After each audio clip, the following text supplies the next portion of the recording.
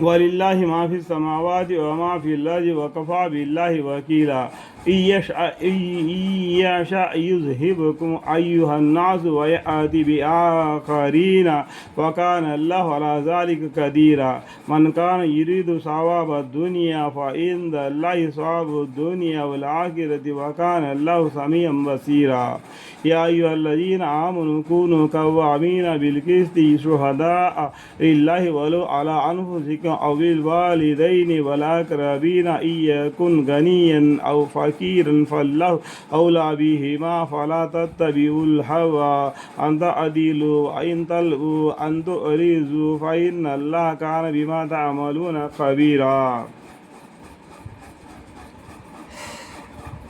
تو اللہ تعالیٰ کے ملک ہے، جو چیز کے آسمانوں میں ہے، جو چیز کی زمین میں ہے۔ اللہ تعالیٰ کسی کے حاجت مند نہیں، خود اپنی ذات میں محمود ہے، اور اللہ ہی کے ملک ہے، جو چیز کے آسمانوں میں ہے، جو چیز کی زمین میں ہے، اور اللہ تعالیٰ کافی کارساز ہے۔ اگر ان کو منظور ہو تو اے لوگوں تم سب کو فنا کر دے اور دوسری کو موجود کر دے، اور اللہ تعالیٰ اس پر پوری قدرت رکھتے ہیں۔ دیکھو ایسی آیت سیم سورہ محمد میں بھی آیا ہے، ٹھیک ہے، تو وہاں پر بھی یعنی 614واں پیجی میں بھی اس طریقے سے ہم ملی جلی آیتیں آئے ہیں۔ اگر ان کو منظور ہو یعنی اللہ تعالیٰ کا منظور تو اے لوگوں تم سب کو فنا کر دے، یہ پورا دنیا کو فنا کر دے اور یہاں پر اور دوسری کو موجود کر دے کرے۔ یا اللہ تعالیٰ اس پر پوری قدرت رکھتے ہیں، اللہ تعالیٰ کو اس کے اوپر بھی پوری قدرت ہے۔ یہ پورا یعنی اس سے پہلے جنوں تھے اس دنیا میں، اللہ تعالیٰ نے ان کو صاف کر دیا، پھر انسانوں کو پیدا کر دیا، تو انسانوں کو بھی صاف کر کے دوسرے کو پیدا کر دے گا۔ وہ اللہ کو بڑی آسان ہے۔ تو کہ تم اللہ کو نافرمانی کر کے زندگی گزارنے سے اللہ کی کوئی نقصان نہیں، تمہارا ہی نقصان ہے۔ اللہ اپنے ذات میں محمود ہے، ٹھیک ہے۔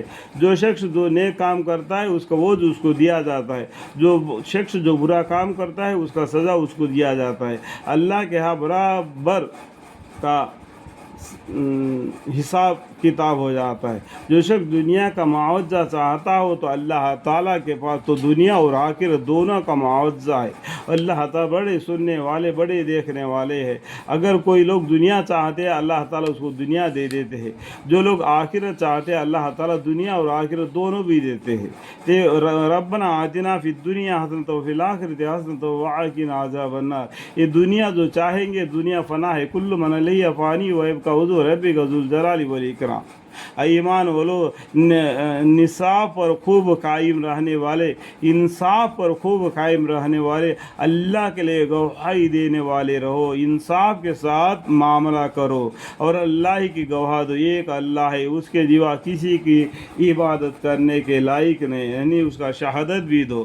اور اگرچہ اپنی ہی ذات پر ہو یا کہ والدین اور دوسرے رشتہ داروں کے مقابل میں ہو، یعنی ماں باپ بھی اگر دین سے برخلاف ہے تو ان کو بھی ہدایت دو، اور رشتہ دار خاندان والے دین کے برخلاف میں ہے تو ان کو بھی سمجھاؤ، تو ان کو بھی دین کے طرف دعوت دو۔